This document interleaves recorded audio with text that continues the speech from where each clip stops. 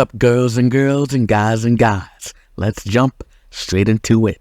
Plot 1 that I want to talk about is the Chill Grill accident. Victor and Raven are doing bills for the restaurant, and the money for the place is short. Victor thinks the math is off, but Raven thinks one of the workers are stealing from the restaurant, and so Raven goes to investigate, and Victor comes along to stop a lawsuit. It's here you see one of the workers for the Chill Grill. There's Laszlo, Stephanie, Patty, Joe, Dave, and Annalise. Not the Annalise who plays Chelsea Daniels. I just can't wait till Annalise delivers her one-line sentence. Not a big deal. I will call her Anna for short so there isn't any confusion. I'm just wondering, but there's no way it's just 6 workers, because remember, there's still a whole right side to the restaurant we have not seen yet. On top of that, even when Raven is investigating, we don't see Patty, Joe, and Stephanie. If it was only 6 workers, why does Raven have more than one piece of paper? In the end, it was Laszlo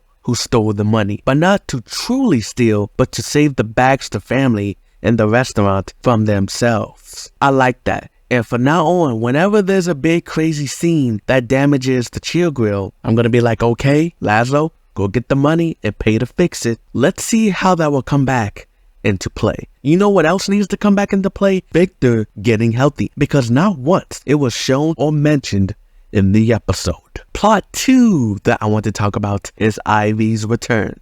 Oh, you didn't know that Ivy wasn't in episodes 1, 2, and 3?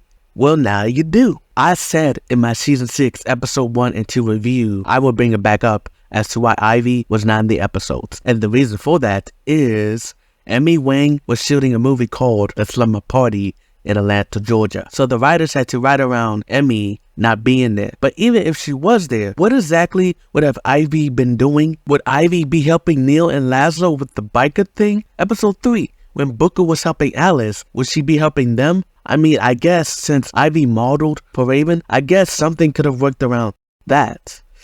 I don't know. What if because of Emmy was gone, they had to use totally different story ideas? Just a thought. But moving on, why did it have to be a cruise to explain her absence? Remember the last time an actor left, they used the cruise for an excuse? Chelsea in season 2. I'm just saying, are we going to use this as an excuse for whenever an actor has to leave the show for a little bit? Where's Booker? Oh, he's on a cruise. Where's Cammy? She's in Florida, on a cruise. Where's Tanya Baxter?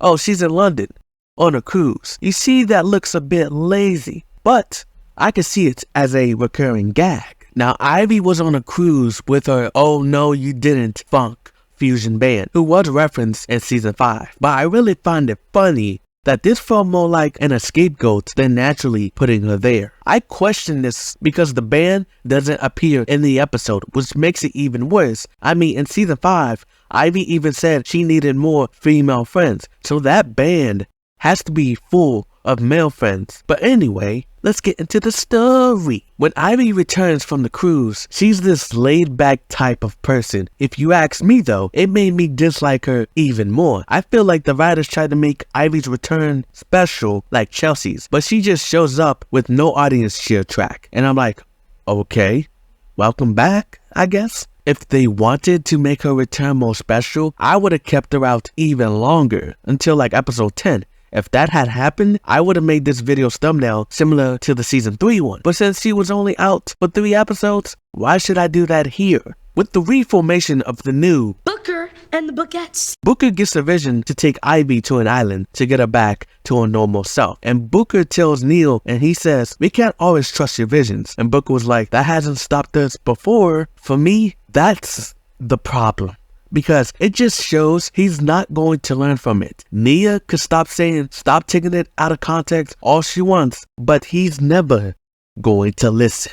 Ivy is able to be snapped back to normal once she realizes an unexcused absence will be on her permanent record. The reason she was laid back and stuff was because she was nervous for senior year of high school and didn't want it to end. I understand that, but it still doesn't change my mind on not liking her or the way she was acting. Booker and Ivy have this conversation. This is senior year, Ivy. It's gonna be fun. Yeah, and stressful. Our whole high school career has led to this. We can handle this. Okay, and when it gets hard, we'll get through it together. I like that scene. Now, I saw a lot of people, including myself, saying, wait, Booker's in senior year now? Now, last season, they referenced him being in junior year, but this just makes me question the timeline of all this. Somebody suggested, what if there was a 1-year time skip in between seasons 4 and 5? Hearing that, it makes me think that has to be the case. If not, you would think season 4, Booker's a freshman. Season 5, he's a sophomore. Season 6, junior. Season 7, a senior and graduates. And season 8, if that was to happen, he goes to college. Summers have to have been skipped. If the writers wanted to, I could see them making season 6 and 7 taking place over the senior year. Will that happen? Only time will tell. Now, wrapping up plot 2, come to find out, they were never really on either. They were on Baker's Beach. They were able to leave to get back to school before 5th period, if they rushed. Plot 3 that I want to talk about is they actually listened to my idea, and that is giving Alice a nemesis. I would say I would like to take the credit, but I don't want the credit. Well, I mean, maybe just a bit, but the fact that it's happening is all that matters. Go back and watch my season 5 reviews where I kept talking about this. Alice and Paige head to Johnson Tech Middle School, which is entirely different from Katherine Johnson Tech, unless it's Katherine Johnson Tech Middle School, though it's probably a new entire school altogether. I like the set, but it's so colorful, like Bayside and George Washington Carver. I feel like they all have the same color schemes. When arriving, you can see Alice wearing her chili jacket that Raven made. Without the chili stains, of course. She wore something that was set up, unlike for Booker. Booker got those blue shoes for Christmas, and he didn't wear those on the first day of his senior year. After slightly settling in at Katherine Johnson Tech Middle School, or KJT for short again, which I will call for the moment, Alice sees her nemesis and tells Paige about her. They used to compete for everything: grades, test scores, who had better clothes on their Tasha doll, and even pranks. Kelly goes up to them and says hi and then leaves. Now, can I just say, I very much like Paige in the episode. She was the lightheaded one when it came to Alice versus Kelly. She told Alice, "Isn't Kelly forgetting or not remembering you a good thing?" Alice would respond by saying this: "Oh, Paige, clearly you've never had a mortal enemy." Michelle Harris and Piper Braun have great chemistry. I tell you, it's hard to find good child actors these days. Alice thinks Kelly wants to let her guard down so she can strike, but she won't allow that to happen. Alice sets up a trap and is gonna get Kelly, but Kelly actually remembered Alice, but she said she wanted a fresh start before heading off to the cafeteria. Paige tries to tell Alice that she just wanted to be friends, but is ignored by her as she needs to disable her prank before lunch is over. Alice tries to disable it and it doesn't work and ends up being kicked. Alice cut the wires, but Kelly changed it up and watched Alice prank herself. Kelly never wanted to be friends. On her way out, she calls Paige Alice's sidekick and leaves, getting the last laugh. Well, so she thought, because Alice's backup plan, the glitter bomb, goes off.